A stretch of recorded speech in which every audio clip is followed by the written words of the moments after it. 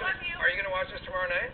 Oh, I certainly am going to watch it tonight and tomorrow night. Hear how she goes, certainly. Definitely. And Have some I'll cheese and crackers. be rooting for you, and I know you'll both be great. And you're not going to watch Ryan Seacrest, right?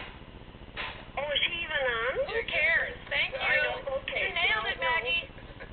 I'm going to watch you guys. All right. Next year, you'll have to come join us live in Times Square. Hang up. She doesn't. Just hang up. All right, okay. I love you. Tell you love her. I love you too. I love you? Yeah. Okay, I love you. Yeah, okay. All right. All right, great. Talk to you. Okay.